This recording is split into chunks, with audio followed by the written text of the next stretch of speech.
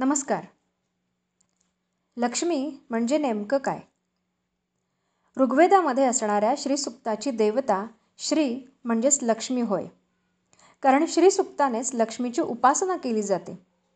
श्री किंवा लक्ष्मी ही संपत्तीची अधिष्ठात्री देवता.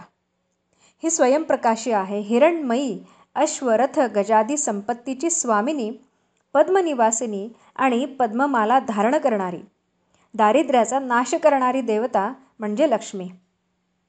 आता आपण लक्ष्मी म्हटलं की फक्त पैसा, धन, सोनं चांदी, बंगला गाडी एवढ्या गोष्टींनाच आपण आत्ताच्या कलियुगामध्ये लक्ष्मी मानतो. पण खरं सांगायचं तर लक्ष्मी किंवा श्री या शब्दाची आणि तिच्या रूपाची व्यापकता खूप मोठी आहे. लक्ष्मी हा शब्द जर आपण पाहिला तर त्याच्यामध्ये लक्ष हा शब्द आहे. लक्ष म्हणजे ध्यान किंवा एकाग्रता. लक्ष्मी प्राप्त करून घ्यायची असेल तर आपल्या कामामध्ये एकाग्रता असली पाहिजे, लक्ष असलं पाहिजे. आता लक्ष म्हणजे केवळ पाहणं नाही बरं का, तर त्या क्षेत्रातील संकल्पना समजून घेणं, नवीन गोष्टी लक्षपूर्वक शिकणं, काही गोष्टी आत्मसात करणं असा व्यापक अर्थ लक्ष या शब्दाचा आहे. आणि जर लक्ष देऊन आपण एखादी कला, शिक्षण आत्मसात केलं तर त्या क्षेत्रात आपल्याला यश मिळतंच आणि उत्तम पैसेसुद्धा आपण कमवू शकतो. आत्ताच्या कलियुगामध्ये लक्ष्मी, मला असं वाटतं की काही महत्त्वाच्या गोष्टींची लक्ष्मी जर आपल्याकडे असेल तर ती व्यक्ती लक्ष्मीवान किंवा श्रीमंत असंच म्हटलं पाहिजे.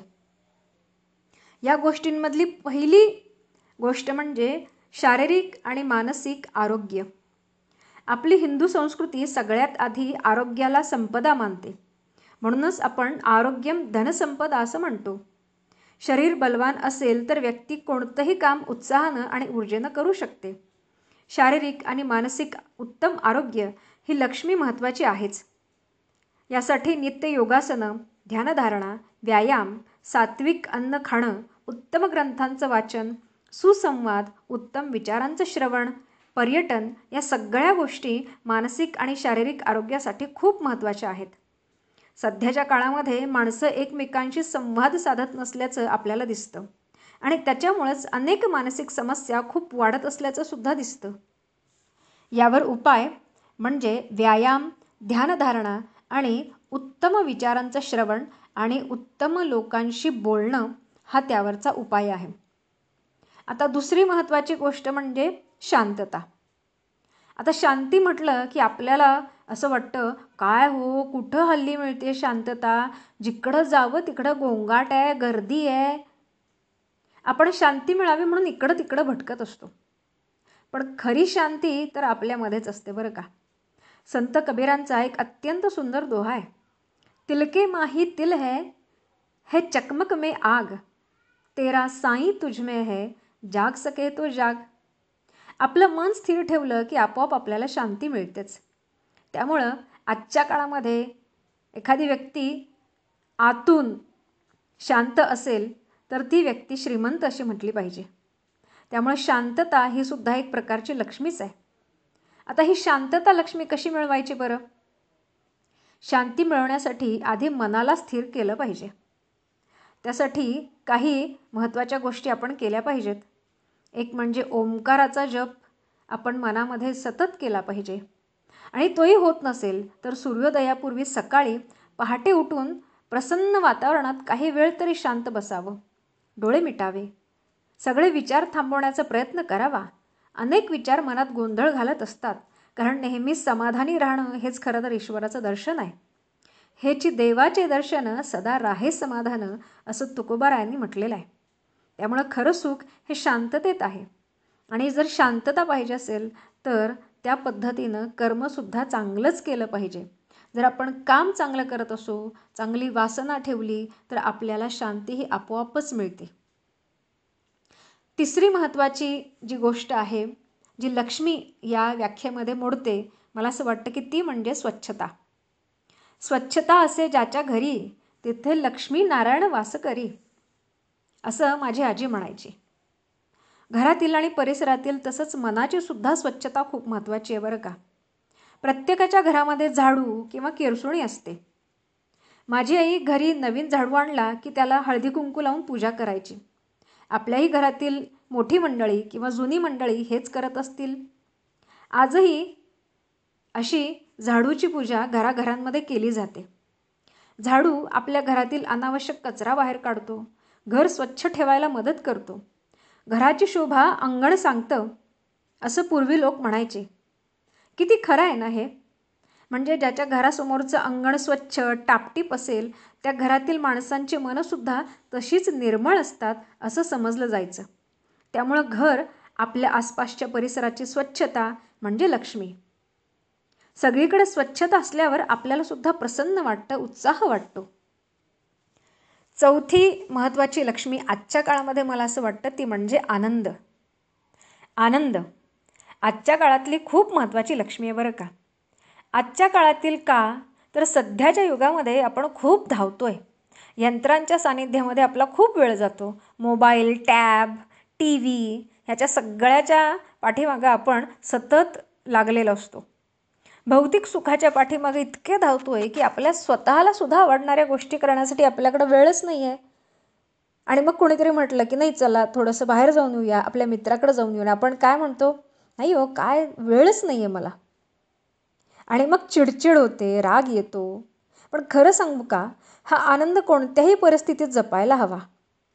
आनंद हा तुमच्याकडे असणाऱ्या वस्तूंवर अवलंबून नाही आहे, तर तुमच्या मनस्थितीवर अवलंबून आहे. आयुष्यातील लहान सहान गोष्टींमध्ये तो लपलेला असतो. फक्त त्याला पारखण्याची दृष्टी हवी. सहज कोणाला विचारलं, कसं चाललंय, कसे आहात, तर समोरची व्यक्ती त्याचा तक्रारीचा पाढा गायला सुरुवात करते. काय म्हणते, काय सांगायचो तुम्हाला, काय आमच्या पाठीमागं केवढे प्रॉब्लेम्स आहेत. पण खरं सांगा, ज्ञानेश्वर माऊली, संत तुकाराम, संत जनाबाई अशा अनेक संतांच्या, थोर व्यक्तींच्या तुलनेत आपलं जीवन खूप सुखवस्तू आहे की नाही. अहो त्यांना तर एका वेळच्या जेवणाची भ्रांत होती, पण तरीही त्यांनी आनंदानं ते जीवन स्वीकारलं आणि त्यातील आनंदाचे क्षण ते जगले. अहो एवढंच नाही तर आपल्यासाठी आनंदच देऊन गेले. विनोबा भावेंच्या गीता प्रवचनामध्ये विनोबाजी सांगतात की समजा एखाद्या चित्रकाराला सांगितलं की मी तुला लाखो रुपये देतो आणि त्याला सांगितलं की तू आजपासनं चित्र काढणं बंद कर. घेईल का हो तो पैसे? नाही घेणार. कारण चित्र काढण्यातला जो आनंद आहे त्याला तो त्या पैशातनं मिळणार नाही. आपल्या आवडीचं काम करायला मिळणं हा आनंद आहेच, पण कित्येकदा आपल्याला न आवडीचं कामसुद्धा मिळतं, पण त्याच्यातही आपण आनंदाची जागा शोधली पाहिजे. जी व्यक्ती आनंदी असते ना, तिच्यामुळं आसपासचा आसमंत, आसपासची माणसं, आसपासचा जो परिसर आहे तो सुद्धा आनंदी होतो. आणि म्हणूनच अशी आनंदाची लक्ष्मी जवळ असणं म्हणजे ती व्यक्ती आजच्या काळामध्ये खऱ्या अर्थानं श्रीमंत आहे असं समजलं पाहिजे. आणि सगळ्यात शेवटची आणि जी खूप महत्त्वाची लक्ष्मी आहे, जी प्रत्येकाजवळ असावी आणि ती असल्यानंतरच आपल्याला खरं तर भौतिक लक्ष्मीची प्राप्ती होते, आणि ते म्हणजे ज्ञान किंवा विद्या. नहि ज्ञानेन सदृशं पवित्रमिह विद्यते असं भगवद्गीतेमध्ये भगवान श्रीकृष्णांनी म्हटलेलं आहे. ज्ञानाला दुसरा समानार्थी शब्द म्हणजे विद्या. आता विद्या या शब्दाचं उलट आपण केलं तर ती द्यावी असा त्याचा शब्द होतो. जी दुसऱ्याला दिल्यानं वाढते ती म्हणजे विद्या. केवळ गडगंज पैसा आहे, खूप पैसा आहे, पण तो योग्य प्रकारे वापरण्याचं ज्ञानच नसेल तर सगळं व्यर्थ आहे. व्यक्तीजवळ ज्ञान आहे म्हणूनच तो मानव आहे. ज्याला नवीन काही शिकण्याची उमेद आहे, ज्याच्याजवळ खूप ज्ञान आहे, ती व्यक्ती या विश्वामध्ये श्रेष्ठ ठरतेच. अनेक संत, महान व्यक्ती केवळ त्यांच्याकडे असणाऱ्या ज्ञानाच्या जोरावर महान झाली आहेत. ज्ञान ही महत्त्वाची लक्ष्मी आहे. ज्ञान म्हणजे सरस्वती. अहो जर सरस्वतीच नसेल तर लक्ष्मी असून काय उपयोग. त्यामुळे संपत्ती, सत्ता मिळवायची असेल तर विद्यारूपी लक्ष्मी तुमच्याजवळ असली पाहिजे. बुद्धिरूपी लक्ष्मी तुमच्याजवळ असली पाहिजे. म्हणून आपण म्हणतो ना, या देवी सर्वभूतेषु विद्यारूपेण संस्थिता नमस्तस्यै नमस्तस्यै नमस्तस्यै नमो नमः. या देवी सर्वभूतेषु बुद्धिरूपेण संस्थिता नमस्तस्यै नमस्तस्यै नमस्तस्यै नमो नमः. पैसा किंवा इतर स्थावर संपत्ती काही कारणानं आपल्या हातातनं निघून गेली तर केवळ ज्ञानाच्या किंवा आपल्याकडे असणाऱ्या कौशल्याच्या आधारे आपण ती पुन्हा मिळवू शकतो. आणि यासाठी विद्यालक्ष्मी आपल्याजवळ असलीच पाहिजे. अशा प्रकारे मला असं वाटतं की या 5 गोष्टींचा समावेश लक्ष्मीमध्ये होतो. या 5 लक्ष्मी जर तुमच्याकडे असतील तर तुम्ही खऱ्या अर्थानं लक्ष्मीवान आहात, श्रीमंत आहात. आणि म्हणूनच अशा या लक्ष्मी मिळवण्यासाठी जरूर प्रयत्न करावा. तुम्हा सर्वांना नवरात्रीच्या खूप खूप शुभेच्छा. धन्यवाद.